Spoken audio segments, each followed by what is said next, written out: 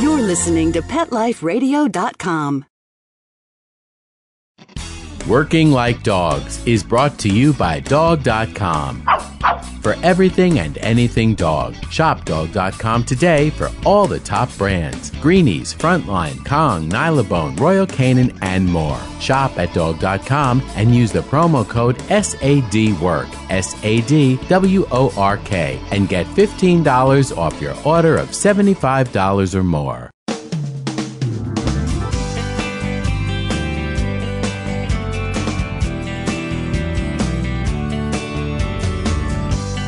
Hello and welcome to Working Like Dogs on Pet Life Radio. Thank you for joining us today. We're your hosts.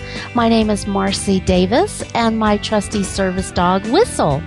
And Whistle and I are thrilled to be with you today to talk about our favorite subject, working dogs and working animals. And today our guest is Lindsey Stanek, and Lindsey is the Chief Executive Officer and the founder of Paws and Stripes, which is located in Rio Rancho, New Mexico. And Paws and Stripes is a nonprofit group that provides service dogs to veterans with post-traumatic stress disorder and traumatic brain injuries. And Lindsey and her husband Jim recently had a rare opportunity to meet Oprah and to be one of the lucky audience members invited to participate in Oprah's Ultimate Favorite Things. And this is a gift fest that would even get Santa's attention, so you won't want to miss a second as Lindsey talks with us about her exciting, once-in-a-lifetime opportunity and experience with Oprah. So please come right back after these messages as we visit with Lindsey Stanek.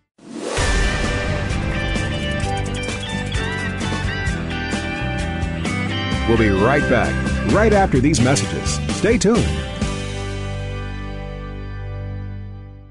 Celebrate your special occasion and give her this classic semi-eternity band created with 1-carat brilliant diamonds, channel set in 14-carat white gold. Exclusively yours from ice.com. Free shipping over $150, free returns, and 30-day money-back guarantee. Go to ice.com and use promo code ACTFP and get 20% off your purchase. Or use promo code ADTFP and get 20% off at diamond.com. Ice.com or diamond.com. Get 20% off from Pet Life Radio. Love your pets but wish their medications were a lot less expensive? They are at 1-800-PET-MEDS. You'll not only save on flea and heartworm medications, but on prescriptions for arthritis, incontinence, thyroid, and more. And you get fast service, free shipping, and a 100% satisfaction guarantee. Plus, our licensed pharmacists ensure accuracy, monitor drug interaction, and more. See why over 5 million people have trusted their pet's health to 1-800-PET-MEDS, America's largest pet pharmacy. Call now or order online. Go to petmeds.com/work, WORK, to get 10% off any order and free shipping on orders of $39 or more at petmeds.com. There's a movement afoot, ShoeBuy.com. Join the millions of people who shop ShoeBuy.com's over 400 brands and 500,000 products. Order now and get free shipping and free return shipping. ShoeBuy.com, the world's greatest shoe store. Walk your dog in style and comfort. Enter the code WORKING, WORKING, at checkout and get a 10% discount plus free shipping at ShoeBuy.com. This year, Americans are expected to spend a jaw-dropping $36 billion on their pets. From lighted leashes to high-end spa products, the discriminating pet owner can find just about anything to pamper his or her pet. Hi, this is Michelle Fern. Join me every week for Best Bets for Pets, where we'll talk about the latest pet products and talk to the companies that make them. Best Bets for Pets, every week, only on PetLifeRadio.com.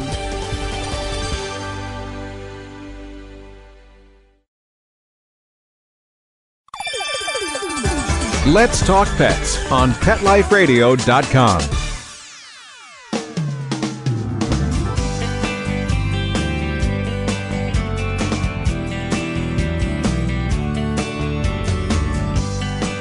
Welcome back to Working Like Dogs on Pet Life Radio. Today we're visiting with Lindsey Stanek, the founder of Paws and Stripes and executive director. Hello, Lindsey, and welcome. Well, hello, and thank you for having me. Well, we're so excited you could be with us today and talk with us about your program and all the other exciting things that's been going on in your life recently. Well, there's certainly a lot of those. Yeah. Well, first of all, congratulations on being selected to participate in Oprah's Ultimate Favorite Things. I mean, what an adventure and a well-deserved honor. But I think most importantly, tell us about Paws and Stripes. When and how did you find that organization? Well, my husband is a 3-tour Iraq veteran. And so when he was recovering from injuries that he got on deployment right before he was medically retired out, we discovered the healing power of the dog from therapy dogs that would visit him at Brooke Army Medical Center. And from there, we just decided we wanted to try to get him a service dog and realized how difficult and expensive it is. So we had a family dog named Sarge, who we really wanted to see if we could get her trained to be his dog because they just had such an amazing bond. And from there, we just, we called 9 different organizations. It's $10,000 to $30,000, or spend months upon months trying to get grant money. And so we just finally decided we were just going to figure out how to do it ourselves. So May of this year, we founded Paws and Stripes and found some wonderful trainers out here in Rio Rancho, New Mexico, who train the dogs for us. And we only use rescue dogs. So it's been really successul. It sounds like it. And so tell us, what type of dog is Sarge, first of all? Well, Sarge is actually a mutt. She's a Catahoula, we think, a Catahoula mix. That's what we were told. I actually got her from a rescue in South Carolina, where I'm from. And they said she was probably a Catahoula mix. And sometime in the near future, we really want to try DNA testing because we're really curious on what she actually is.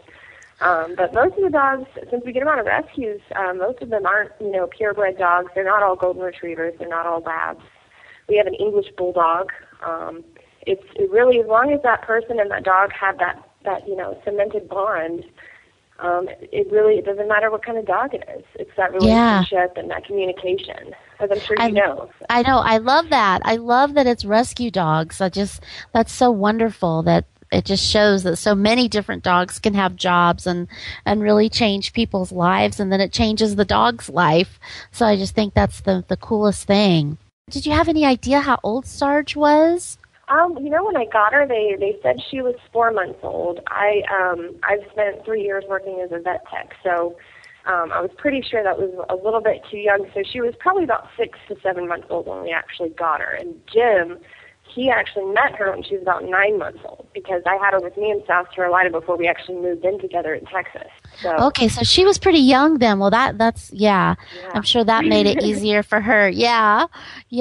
So what types of commands? I mean, how did you know what types of commands to get Sarge trained to do? How did you start that whole process? Well, we really started it out blind-eyed because this isn't something, I obviously have a lot of knowledge as far as dogs go on a health level, and my husband being a veteran, he has the veteran knowledge and all that. But as far as training the dogs, we weren't sure how to train a dog to be a service dog, the best way.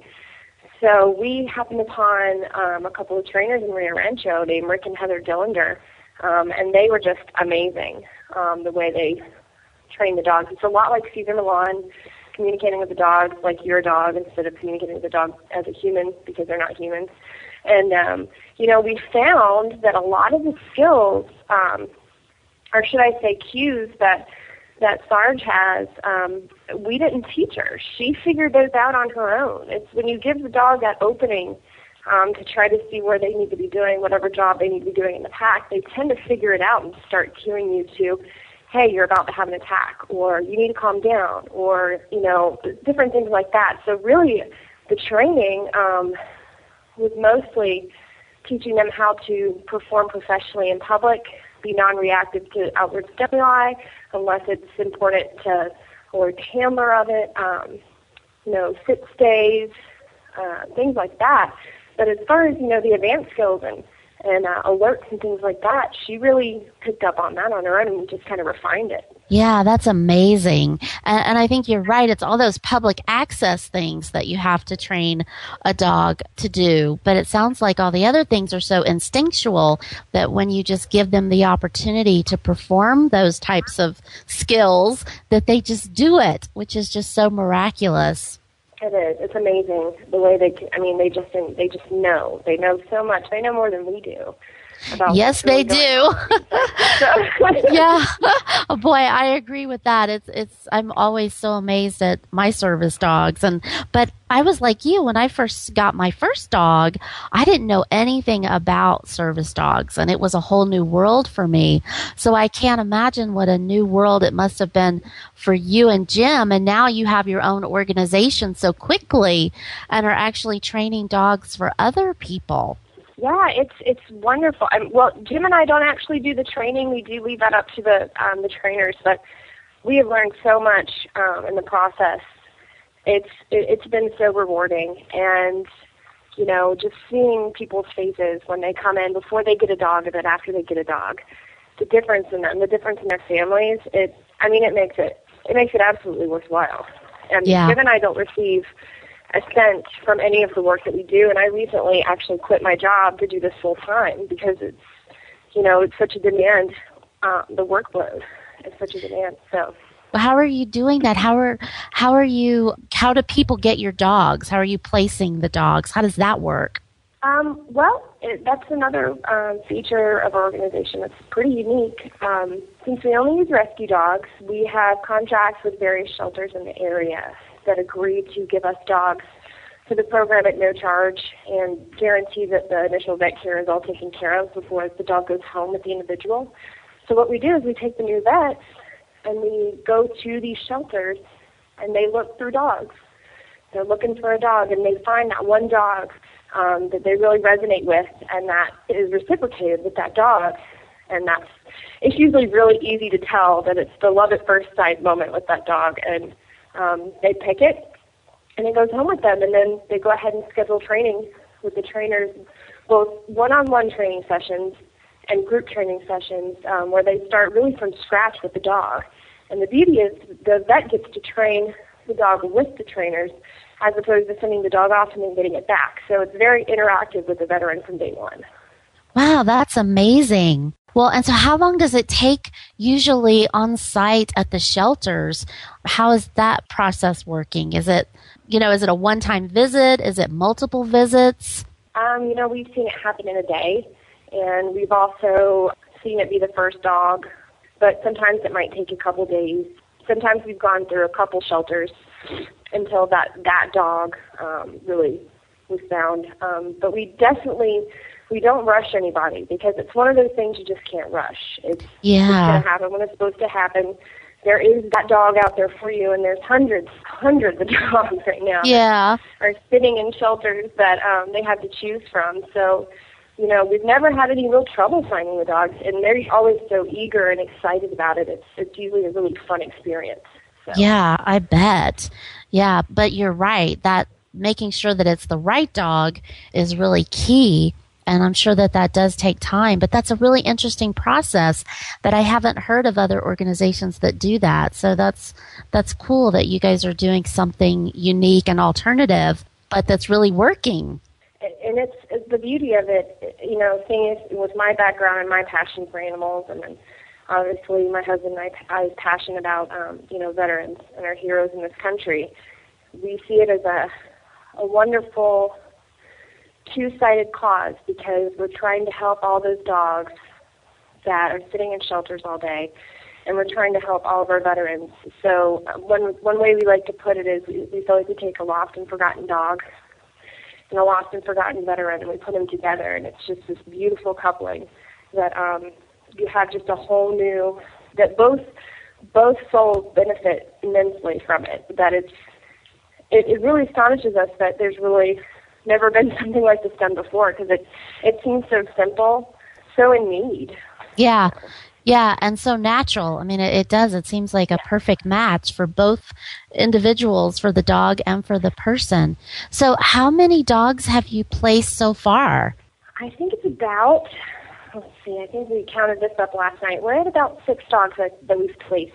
That's great. Now, one thing we do say is we have a veteran who comes to us that we can enroll, and they already have a family pet, kind of like how Jim already had Sarge, and they're already just really closely bonded. And our trainers kind of evaluate the relationship to see how they interact together and if it would work as a service dog handler relationship. We do allow them to use their dogs if, they already have that when they come into the program, because if someone has a good relationship with that dog and they're a great candidate, we're not going to make them go get another dog. Mm-hmm. Yeah. So that's why we're at about 6 now, whereas we're at about number 8 in the program. Okay. And what about cost, Lindsey? How much does it cost for each dog? And I guess the costs vary depending on if they have their own dog or if you have to go through the shelter. But if you go to a shelter, what are the costs involved for someone? The cost as far as the dog, there's no difference whether they bring a dog or we get one, because we actually never pay for the dogs from the shelters. The shelters give us these dogs at no charge. It's an agreement that we've worked out with them ahead of time to help us out and help out the guys in the program to make sure that all the vet care is taken care of ahead of time too, so that's less of a burden on them and they can go right into training. But the total cost of the program, including all of the equipment, the vests, the patches, the halter, the leash, all of that, and the training, regardless of how long it takes, which average it takes about 6 months. The total cost is $2,000, and that's flat. If they take longer than 6 months, it stays at $2,000. So it's easy for people to sponsor veterans, a veteran and a dog, to do their program, because it's always a flat fee. Wow, that's really low cost. Yeah, that's really low. And so is that how you generate the funds to support the program, is by getting people to sponsor a veteran and a dog? Or do you go after grants, or how do you do your fundraising? Well, since we just started the program, started working on it in May, we're about a week out from getting our 501 status. I just spoke with the IRS, so we haven't actually got our 501 status yet. Everything people have given us to this point is still tax deductible. But at this point, we haven't been able to apply for any grant money yet. So we've been surviving off of private donations, sponsorships, and fundraising, because we never charge the vets a penny to do the program. Well, that's wonderful. Yeah, and that is so low cost. I mean, because most other agencies, it can be anywhere from $15,000 to $20,000 and up, even for the dogs. So you guys are really doing a great job at keeping it low cost, and that's so awesome that vets don't have to pay anything. Right, it's the least we can do. Yeah. Well, do you have a training facility, or is it the trainers that you're working with? Do they have a place where they work with the dogs, or do you do it just mostly out in public? We do it mostly out in public. All of our one-on-one sessions take place in public places like the mall, stores, restaurants, buses. It really depends on, usually the trainers and the trainee will talk about the types of places they want the dog to be acclimated to. They also want the dog to get a well-rounded exposure to different environments. So most of that takes place in public, and then for the group sessions, there's a couple community centers locally that they do the group sessions in, and the vets take place in the group sessions there. Some of them include, civilians, people who aren't in our program, for basic obedience. And then there is a separate advanced class that only the Paws and Stripes service dogs attend. That's great.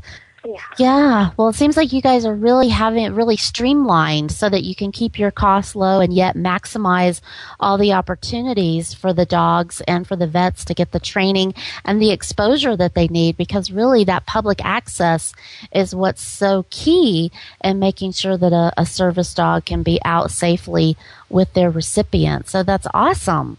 Well, we are going to take a quick break and hear some important messages from our sponsors. And we're going to come back and continue visiting with Lindsey. And we're going to ask Lindsey to tell us all about her Oprah experience. So come right back after these quick messages.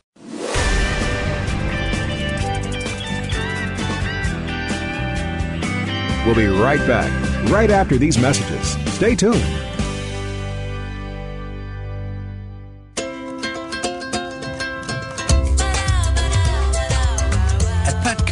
We really love pets. There isn't anything we won't do to make sure they're getting the best products and the best care.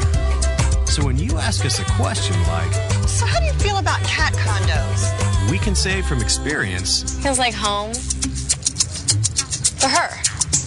Enter the code WORK10, WORK, the number 10, and get 10% off any order. No minimum at petco.com. FTD's network of over 40,000 florists around the world have been creating beautiful handcrafted arrangements for 100 years. Each arrangement is delivered the same day and backed by FTD's 7-day satisfaction guarantee. For a century, people have trusted their most important occasions to the flower experts at FTD.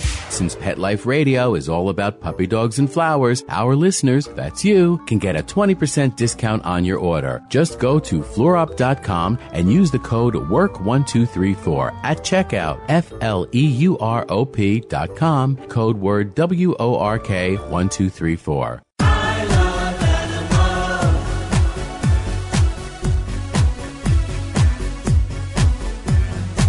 If you ask the question, what do I want? What do I need? I'll take affection. I really should mention I need time. I need love. I crave attention. This is me waiting by the door. With shaking tails and happy hearts. And running circles round the floor. That's always when the party starts for me. They are my friends. They are my children. They are the furry feathers and gates. They are my family. They understand me. That's how I love my pets. I Love My Pets, the new single by Mark Winter, available on iTunes. Welcome to Sassy Seniors, a show about our fabulous older dogs and cats. I'm your host, Kelly Jackson. I wanted to create a show to really showcase our senior pets. And, as the human population ages and lives longer, of course, so are our wonderful pets. But many of us with aging pets, it's so interesting. We have a tough time realizing or really admitting that they are seniors. So, in a way, I kind of like to think of our senior pets as wise puppies. What do you think about that? Be sure to join us for another edition of Sassy Seniors. And remember, celebrate your senior pets. Every week on demand, only on PetLifeRadio.com. Let's Talk Pets. Let's talk pets On Pet Life Radio. Pet Life Radio. PetLifeRadio.com.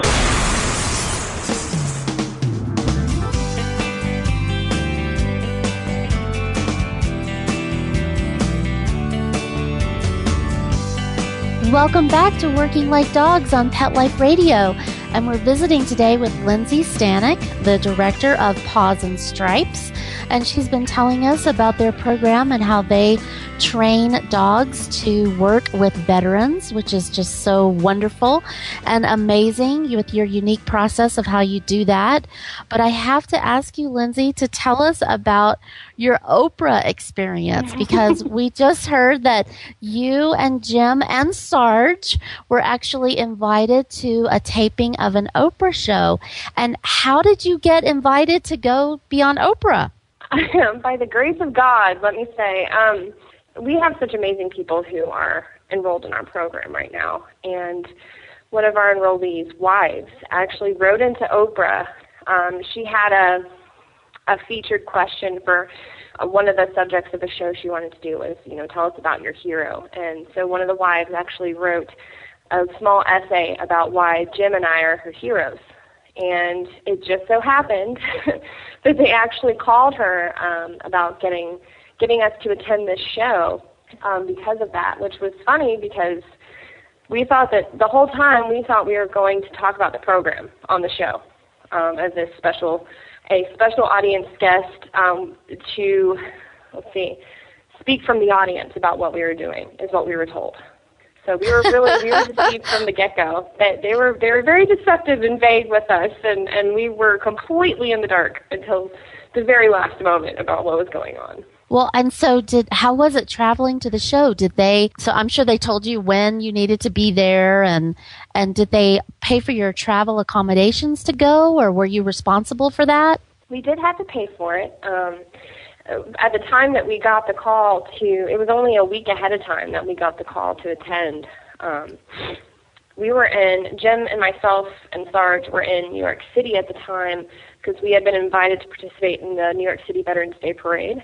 And so we were up there working and networking and doing the parade thing. We were doing stuff with NBC, and then we get this call from Kelly, which is the wife name, and she was, at first I thought she was upset and that something terrible had happened, and then I realized that she was hysterical because Oprah's, one of her producers had called her, and she was like, we have to go, so we were able to just reroute our plane route back to Albuquerque and do a stopover in Chicago for 2 days to do the show. And the wife, Kelly, was actually able to go. She went on the show with us as well. So the three of us actually all got to attend. Oh, fun. Oh, good. So, and she's the one that wrote the letter? Yes. Oh, that's great. Oh, that's good. Oh, that's good. So that she got to go as well. And so how was it going on the show? Were they accommodating for Jim and Sarge? How was that?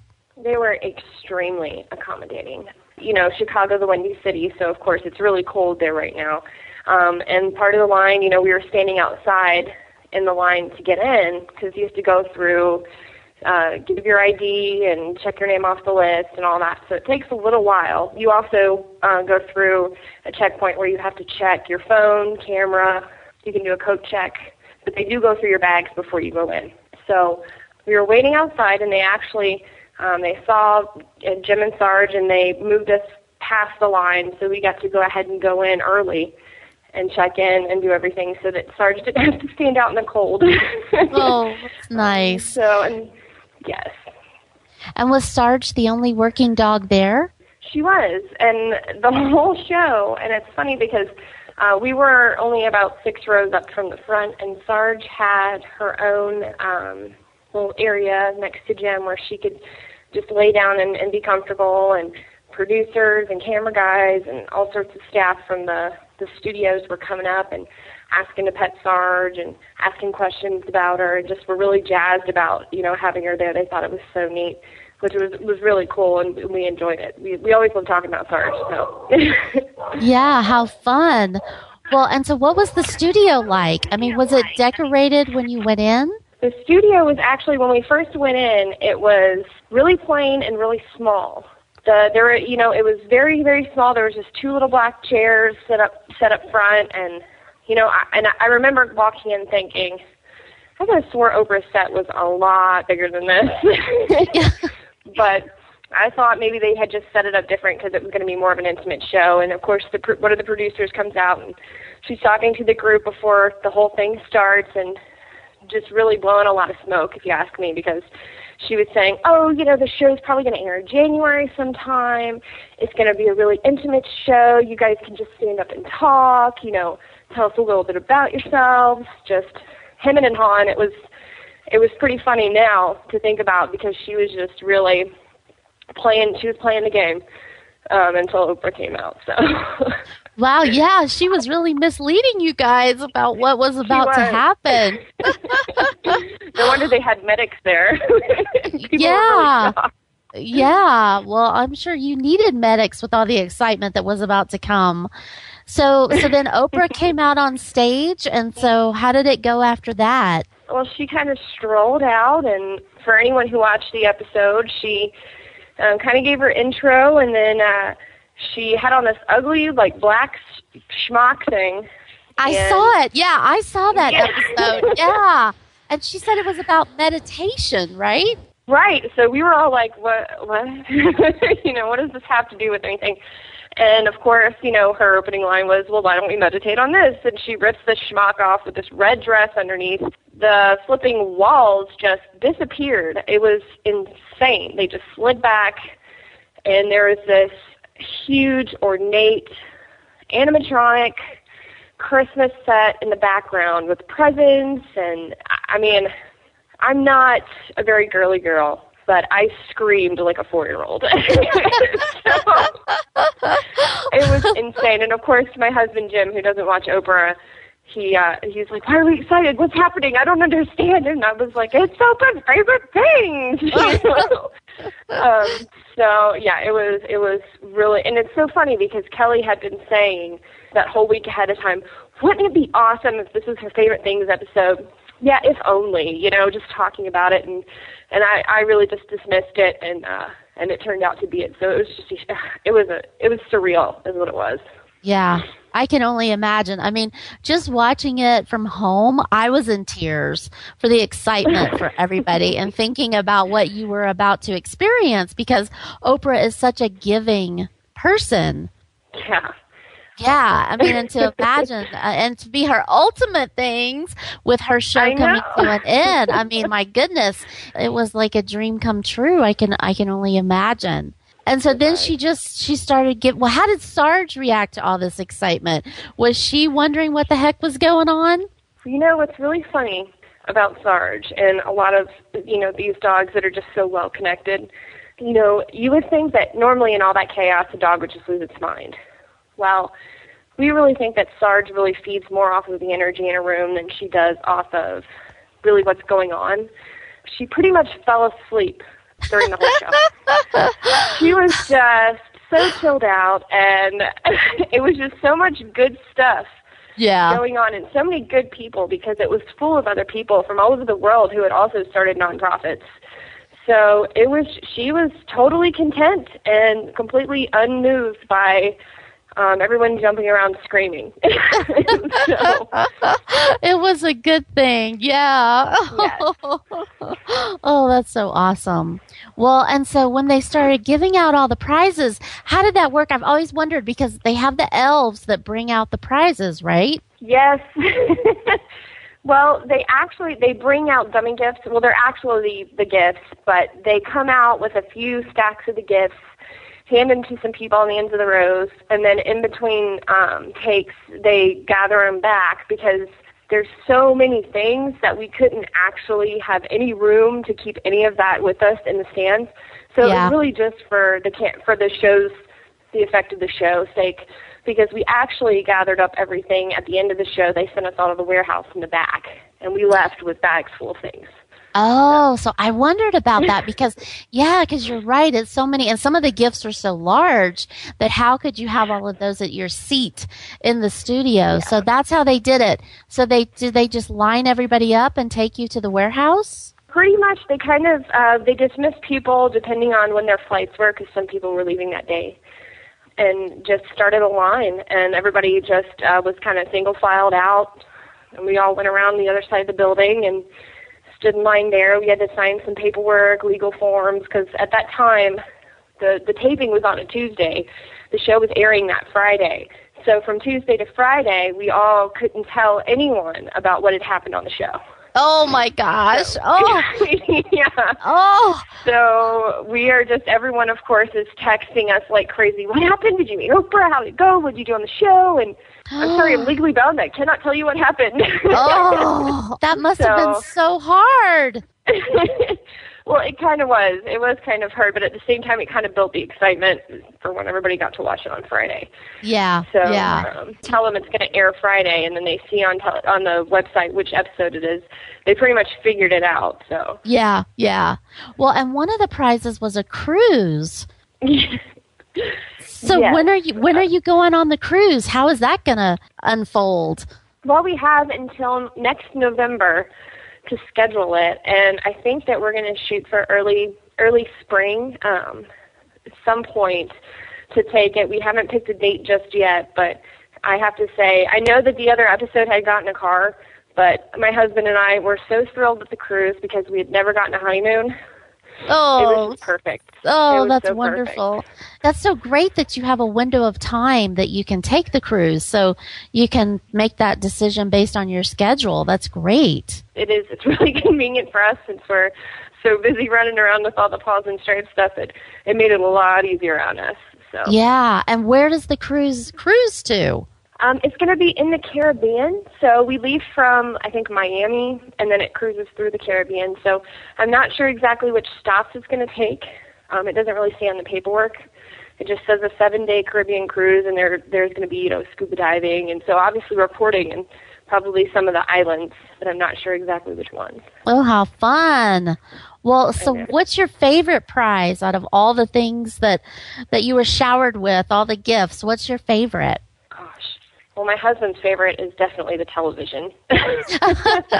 Of course. I love the camera. I've been, saying for the longest time, I was an art major for 2 years, so I love photography, and I've always wanted to have just a really good camera to take photos with. And so when she pulled out the camera, that was huge for me. But the camera and the cruise, really, the cruise is pretty much awesome. So yeah. You can't really touch that. Yeah, I can only imagine. That is pretty awesome. So the larger things with the TV, was that at the warehouse too, or how did you get those things? And how'd you get them home? Well, we didn't actually. A lot of the stuff, like the brownies and the macaroni and cheese, the candles, the TVs, things like that, we were given special voucher slips to call certain 1-800 numbers and give them our voucher number, and then they ship them to our home. So that way we don't have to worry about trying to transport it. So yeah, perfect. Yeah, I was wondering about those logistics because I had a feeling that Oprah would have all that figured out. And let me tell you, down to income tax, having to pay income tax on everything, she had it figured out because they're making tax deposits for everyone so that we don't have to pay income tax on everything. Oh, that is so beautiful. How thoughtful of her. Wow. Well, well, that is just awesome. What a wonderful lifetime experience. That's really, yeah. And Oprah has, her level of giving is just so beyond what most of us are used to. I'm just so thrilled for you that you and Jim and that Kelly got to experience it too. Yes. That's so great since she's the ones that wrote about you. Absolutely. Yeah. And she's certainly an extraordinary person that deserved every bit of it as well. So I was very thrilled that she got it as well. Yeah, well, that is awesome. Well, I just can't thank you enough for coming on and visiting with us today. And we want you to come back after your cruise and tell us about that experience because I can only imagine how much fun Sarge is going to have in the Caribbean and getting to actually go on that cruise and have that experience. So that's just wonderful. Absolutely. Yeah, well, and good luck with Paws and Stripes. And I have to ask you before we do go, how can our listeners get more information about Paws and Stripes? Is there a website? Is there a telephone number? We have both. Our phone number is 505-999-1201. And we do have a website. It's pawsandstripes.org. Okay, great. And we will have that information up on our website. So that our listeners can get more information and log on and connect with Lindsey about the program. So thank you all so much for being with us today. And we're sorry we're out of time, but we want to thank Lindsey and our producers for making our show possible. And we hope that you'll keep your emails coming. Whistle and I love to hear from you and get your ideas for future shows and comments and questions. And you can reach us at Marcie, MARCIE, at PetLifeRadio.com. So thanks so much for being with us, and we look forward to you coming back very soon. So take good care, everybody. Let's Talk Pets, every week on demand, only on PetLifeRadio.com.